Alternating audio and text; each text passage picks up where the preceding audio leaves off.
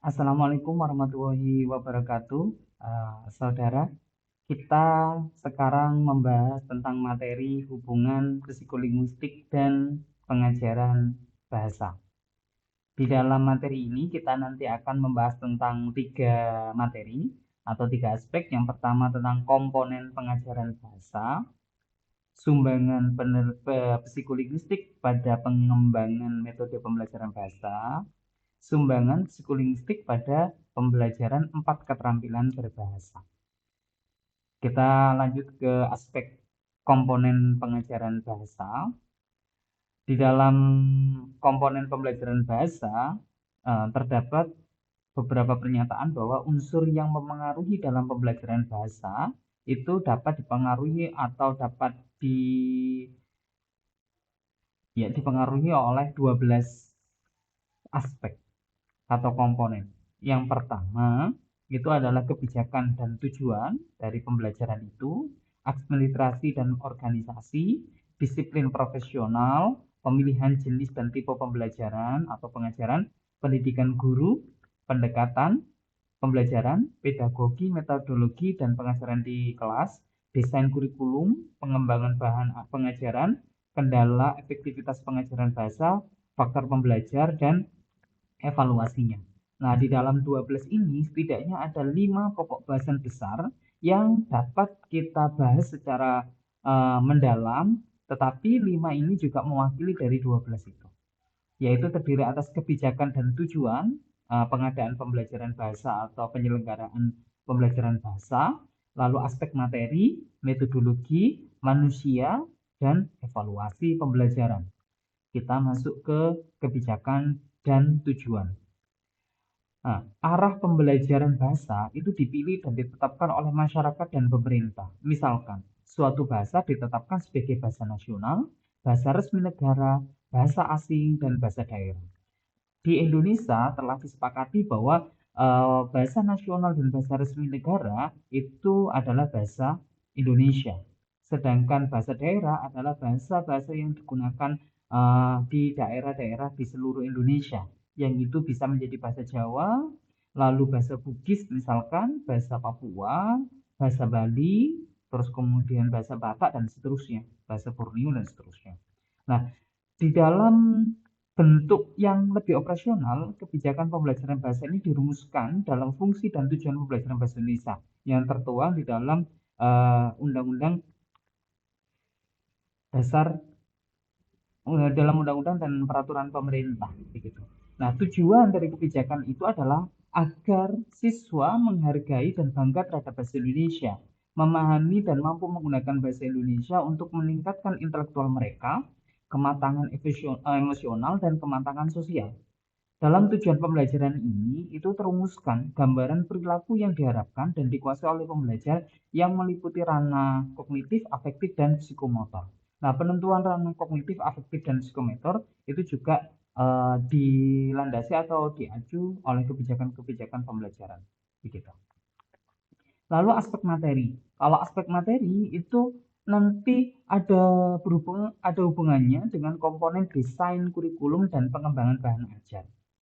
Kurikulum itu didasarkan dari beberapa aspek. Yang pertama, butir kebahasaan yang terdiri atas mungkin tata bahasa, aspek morfologinya, aspek sintaksisnya, dan seterusnya. Lalu pengembangan kurikulum juga didasarkan pada beberapa situasi, yaitu topikalisasi, tema, dan situasi itu sendiri atau kondisi. Maka di dalam kurikulum ini kita pernah mengenal dengan model tematik dan seterusnya. Terus kemudian kurikulum juga didasarkan pada beberapa aspek nosi atau semantik. Di dalam beberapa dekade ini atau dalam beberapa tahun ini, kurikulum yang disampaikan juga berkaitan dengan materi atau hal apa yang didapatkan oleh peserta didik ketika mereka belajar. Seperti itu. Lanjut, kebijakan kurikulum pembelajaran bahasa di Indonesia itu mengikuti alur teoretis dengan arah perkembangan secara filosofis dan perkembangan bahasa dan teoretis bahasa. Ketika filsafat positivisme, psikologi behaviorisme, dan teori struktural mendominasi wacana akademis pada kajian bahasa, kurikulum pembelajaran bahasa banyak terwarnai dengan paham psikologi dan teori itu. Kalau misalkan seiring berjalannya waktu ketika filsafat kognitivisme yang itu mulai muncul atau mendominasi di dalam wacana akademis, maka kurikulum pembelajaran bahasa juga akan disesuaikan dengan pandangan itu. Lalu metodologi. Metodologi nanti ada 3 aspek. Yang pertama pemilihan jenis, tipe, model, atau teknik pengajaran. Itu nanti ada 6 aspek. Yang pertama umur pembelajaran perlu dipertimbangkan. Terus tahapan penguasaan pembelajarannya. Maka di yang nomor 2 ini placement test. Terus kemudian penyusunan materi atau penentuan model pengajaran itu apakah sudah sesuai dengan tingkat kognitif atau kompetensi seorang siswa dan seterusnya. Tujuan pendidikan, keterlibatan pembelajaran atau keterlibatan pembelajar, status bahasa pengantar dan status bahasa sasaran. Kalau status bahasa pengantar misalkan di Indonesia memakai bahasa Indonesia misalkan, terus kemudian status bahasa sasaran misalkan pakai bahasa Inggris, nah itu nanti pemilihan jenis tipe modelnya bisa beralih juga, bahasa pengantar dan bahasa targetnya bisa memakai bahasa Inggris keduanya dan seterusnya. Lalu pendekatan pembelajaran. Pendekatan pembelajaran itu merupakan kesepakatan terhadap suatu pandangan mengenai bahasa dan pengajaran bahasa tertentu. Misalnya, pendekatan komunikatif dalam pengajaran bahasa itu harus memungkinkan transformasi kompetensi komunikatif yang terdiri atas kompetensi gramatikal, kewacanaan, strategi, dan sosiolinguistik dalam pembelajaran bahasa. Selain itu, selain pendekatan komunikatif, ada juga pendekatan yang itu audiotoris dan seterusnya. Nah, pendekatan pembelajaran ini biasanya kalau pada pengajaran bahasa itu lebih ditekankan pada bagaimana siswa dapat berkomunikasi menggunakan bahasa target lebih dulu. Baru setelahnya menguasai sistem gramatikalnya dan seterusnya. Lalu pada aspek pedagogi, pedagogi itu menentukan cara presentasi bahan pengajaran yang diberikan kepada pembelajar. Cara guru memanfaatkan berbagai teknik, sistem, dan proses pengajaran. Nah, unsur ini itu menentukan bagaimana psikologi kelompok dipraktikkan. Pengelolaan pengajaran dilakukan oleh guru bahasa yang terus-menerus mengadakan penilaian untuk penyesuaian cara pengajarannya. Lalu pada aspek manusia itu ada aspek guru dan pembelajar. Kalau guru, untuk dapat berperan maksimal, guru harus memiliki keterampilan informasi dan teori. Keterampilan meliputi penguasaan bahasa yang diajarkan, teknik pengajaran, dan aktivitas kelas. Pada poin pertama, bahwa guru akan berperan maksimal ketika dia memiliki keterampilan yang bagus, informasi atau penguasaan gramatikal yang bagus, dan teori yang bagus. Biasanya pada aspek guru ini juga ada satu kualifikasi tersendiri yang itu disebut sebagai guru yang berkompeten atau bersertifikasi. Nah, itu dia juga dipastikan mendapatkan pembelajaran bagaimana guru sebagai profesi untuk mengajarkan siswanya, terutama di dalam pembelajaran bahasa. Lalu pada aspek pembelajar, itu pembelajar menjadi fokus utama di dalam pembelajaran bahasa. Semua pembelajar pada dasarnya mempunyai potensi untuk belajar bahasa, tetapi terdapat perbedaan antara pembelajar yang satu dengan yang lainnya. Nah, keberagaman pembelajar tersebut itu nanti peran guru juga akan maksimal atau penting jika guru mampu melayani, memberikan informasi, memberikan keterampilan yang sesuai dengan karakteristik pembelajar itu sendiri. Lalu pada aspek evaluasi itu kita nanti akan membahas tentang manfaat dari evaluasi dan prinsip-prinsipnya.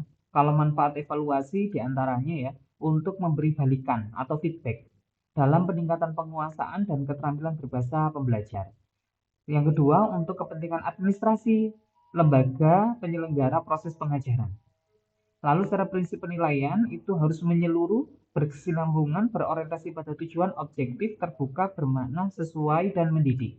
Kalau menyeluruh itu berarti harus holistik, evaluasi yang dilakukan itu harus semua aspek bisa tergambarkan.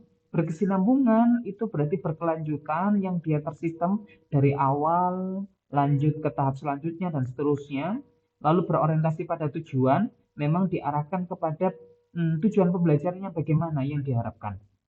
Maka evaluasi itu juga disusun untuk menilai dari tujuan pembelajaran tersebut. Objektif itu sesuai dengan data dan tidak boleh subjektif. Terbuka artinya adalah penilaian, feedback, lalu komentar, terus kemudian tanggapan dari evaluasi tersebut juga harus diketahui oleh pembelajar. Artinya adalah pembelajar tahu nanti salahnya di mana dan seterusnya. Nah, ketika terbuka itu nanti prinsip edukatif, terus transparansi juga akan mengikuti. Selanjutnya, kita di aspek yang kedua tentang sumbangan psikolinguistik pada pengembangan metode pembelajaran bahasa. Nah, saya mengambil dari Darjo Wijoyo yang menyebutkan ada 5 metode mutakhir dalam pembelajaran bahasa yang kaitannya dengan psikolinguistik untuk mengetahui peran psikolinguistik dalam pengembangannya. Metode tersebut ada metode alamiah, metode respons fisik total, metode sugestopedia, metode pembelajaran bahasa masyarakat, dan metode diam atau silent way. Metode alamiah itu prinsip-prinsip psikolinguistik di dalam pembelajaran bahasa. Menurut metode ini adalah penguasaan bahasa lebih banyak bertumpu pada pemerolehan bahasa dalam konteks yang alamiah dan kurang pada pembelajaran aturan-aturan gramatikal yang secara sadar. Karena metode alamiah ini memang difokuskan kepada proses bahasa kedua secara alamiah yang dialami atau dilakukan oleh pembelajar bahasa kedua. Pembelajaran bahasa merupakan upaya untuk mengembangkan kompetensi komunikatif mereka, mengutamakan komprehensi sebelum produksi. Lalu metode alamiah ini juga didasarkan pada teori monitor yang dikemukakan oleh Crescent, yaitu hipotesis pemerolehan pembelajaran, hipotesis urutan alamiah, hipotesis monitor, hipotesis masukan, dan hipotesis saringan afektif. Selanjutnya, metode respons fisik total. Landasan ini atau metode ini itu digambarkan sebagai berikut. Asimilasi informasi atau penyamaan informasi atau proses untuk mendapatkan informasi dan keterampilan bisa ditingkatkan secara signifikan apabila memanfaatkan sistem sensorik kinetik. Keterampilan komprehensif harus lebih dulu dikuasai sebelum orang tersebut berbicara atau memproduksi suatu bahasa. Hal ini juga sama dengan metode alamiah yang tadi. Terus kemudian karena arti kata dikemukakan dalam bentuk aktivitas fisik, tidak diperlukan terjemahan ke dalam bahasa pembelajar. Pembelajar tidak diberi pekerjaan rumah meskipun tidak dilarang.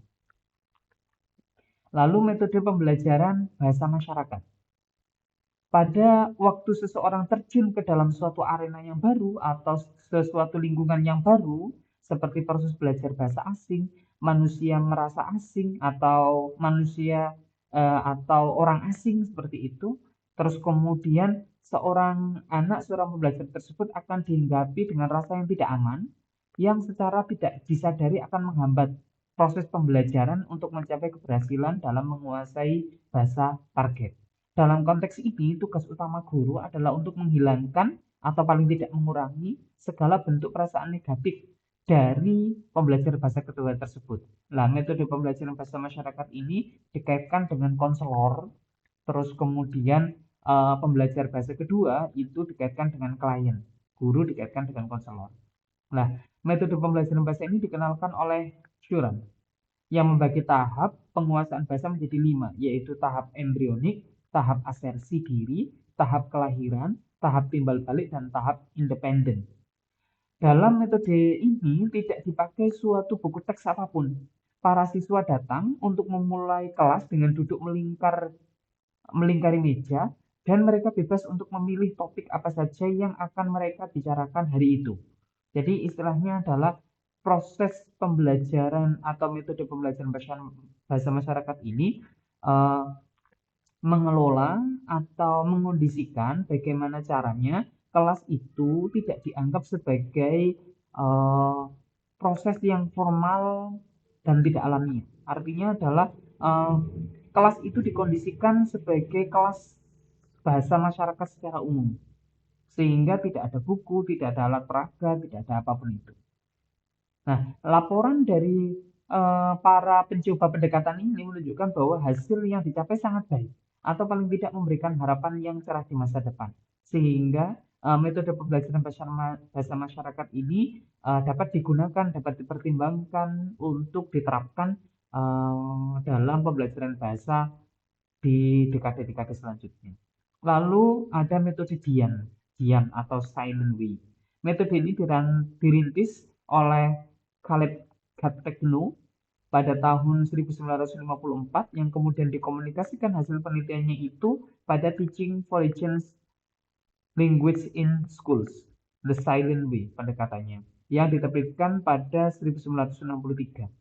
Pandangan dari metode ini ada dua macam, yaitu kita harus dapat menumbuhkan kesadaran bahwa cara yang dulu dipakai untuk menguasai bahasa pertama, kini dapat dipakai lagi untuk bahasa kedua.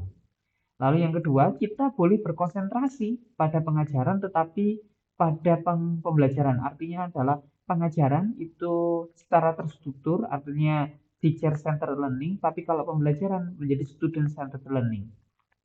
Hasil yang dicapai dalam metode Dian ini diklaim Ghatekno bahwa dalam waktu 1 tahun siswa dapat menguasai bahasa yang dengan metode lain diperlukan lebih dari 4 tahun. Ghatekno juga menganjurkan agar siswa berpindah ke bahasa asing yang lain setelah menguasai satu bahasa kedua dengan pendekatan Dian ini. Selanjutnya kita di materi yang ketiga yaitu manfaat psikolinguistik dan masalah dalam pembelajaran keterampilan berbahasa. Manfaat terhadap pengembangan teori pemahaman. Itu teori pemahaman terdiri atas dua pendekatan, yaitu sintaktis dan semantik. Kalau sintaktis itu pemahaman yang dilakukan dari kata, kalimat, kemudian wacana. Kalau semantik, pemahaman yang diberikan oleh pendengar berdasarkan teks. Baru kemudian pada aspek yang lebih sempit atau lebih khusus. Dalam pembelajaran bahasa Indonesia, kedua pendekatan pemahaman tersebut dapat diaplikasikan secara kombinatif atau kolaboratif juga. Secara lebih rinci, implementasi kedua teori itu dikuatkan pada prinsip pembelajaran bahasa berpendekatan Content Language Integrative Learning dengan ciri-ciri 4C, yaitu Content, Communication, Culture, dan Competence. Lalu manfaat psikolinguistik selanjutnya itu dapat digunakan dalam pengembangan teori menyimak selektif. Dalam praktik berbahasa, penutur dan mitra tutur sering harus berkomunikasi dalam situasi yang gaduh atau arus informasi yang tidak heterogen. Lalu namun bekal kemampuan menyimak selektif yang dimiliki masing-masing pihak dapat menyeleksi informasi yang berguna untuk tema dialognya. Pembelajaran bahasa di kelas pun harus divariasi dengan situasi ini agar siswa terlatih.